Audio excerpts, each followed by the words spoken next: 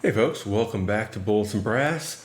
We're doing an archery one today on release position, where your string should be on your face, that kind of thing, and how to adjust. Because I started back at a Bass Pro. I am the main archery tech person, whatever you want to call it. There's no great term for it at the San Antonio Bass Pro. And what I find is that the guys or gals who have sought out instruction, even if they, it's just YouTube videos and stuff, but from good sources, surprisingly good. The folks who haven't, surprisingly bad. And it's not a matter of skill, it's a matter of knowing what you're supposed to be doing to get the most out of your bow and your setup. So I am definitely a knock-on advocate. I believe that he offers School of Knock for free. It's literally a master's class in archery. Part of the School of Knock is that you want to get a consistent anchor point. You want to get a consistent spot on your face, and this is what it should look like, kind of thing. He's got his guidelines.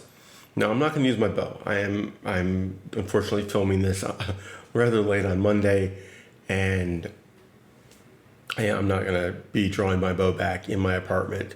I don't have a target at home, so. Hey, I need you to go click subscribe and a thumbs up. And then I want you to go to another video and do another thumbs up.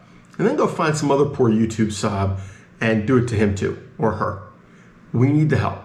YouTube does not like firearms channels. It does not like anything that shows guns, ammo, magazines, shooting at any kind.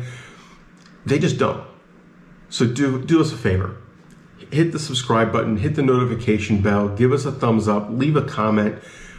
Every little bit of help you can give us with the YouTube algorithm goes a long way in keeping channels like this and some of the more entertaining oriented firearms channels going. Give us a hand. Thank you. Love you. Ciao, guys.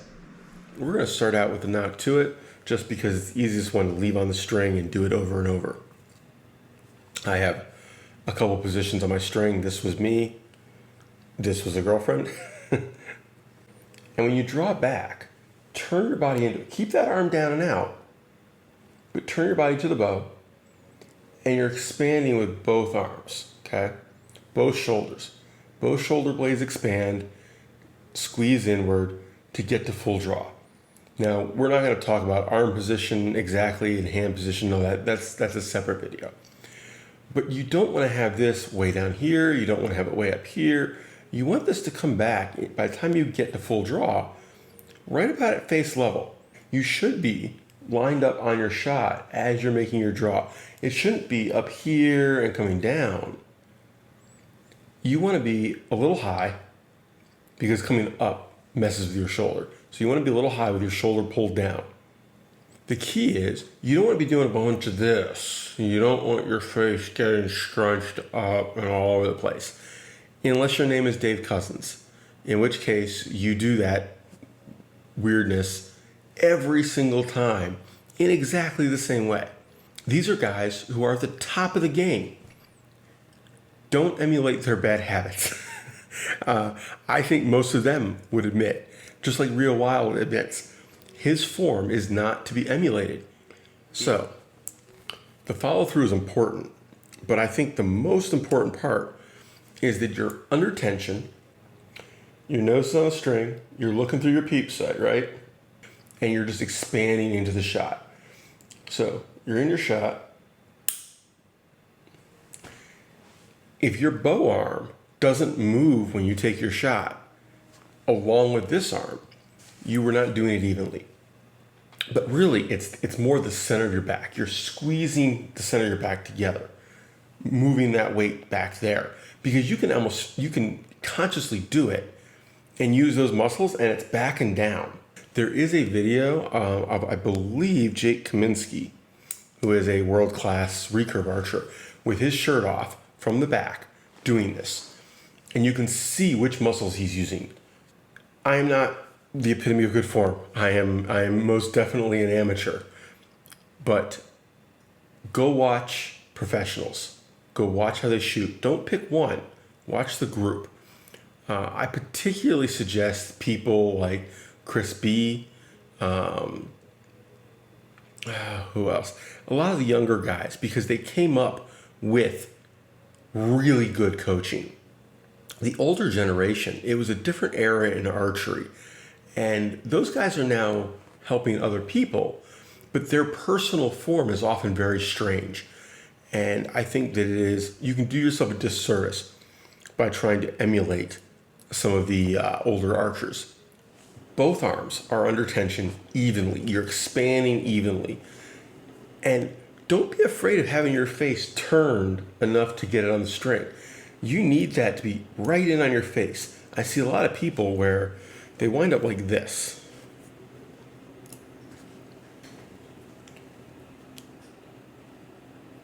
Okay? They turn their head so far toward the target that the string is floating out here in midair.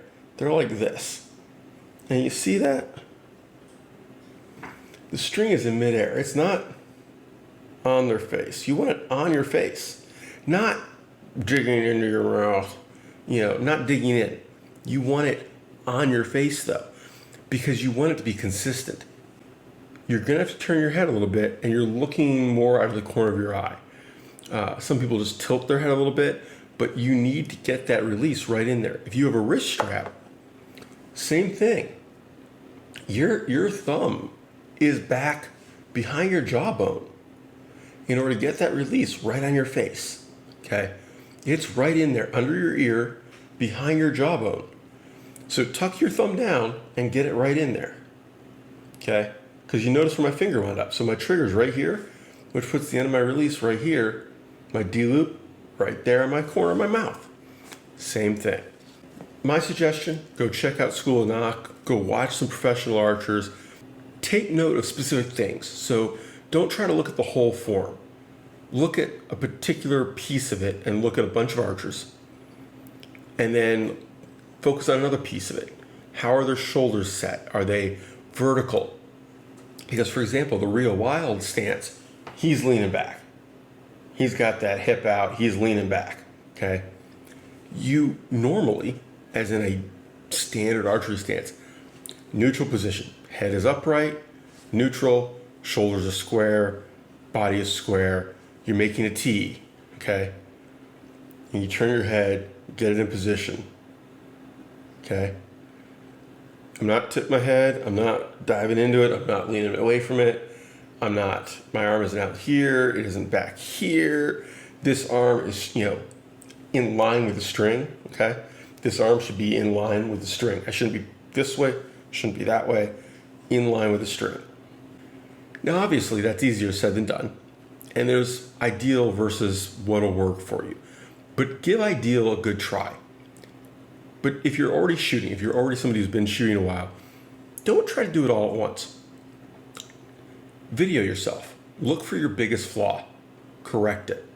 If other pieces have to get corrected in order to correct that too, fine. But I would start by making sure you've got a good anchor with your nose on the string and it's consistent.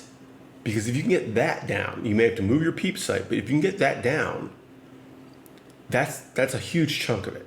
That will correct a lot of your larger group issues and random flyer issues. You'll just get swirly arrows if you're not consistent. So that is it. Hopefully that is helpful to somebody. We're going into turkey season, which is very often archery for people. So I figured why not goes along with what I've been doing for the last week. If you're in San Antonio, come say hi. I go by my normal name, not my nickname. So ask for Alex in Archery. I am there most days since I am the only full-time person in archery. They needed the help. They've got some people working hard, but they were really short-staffed. So we're still trying to get things back where they should be. Ciao, guys.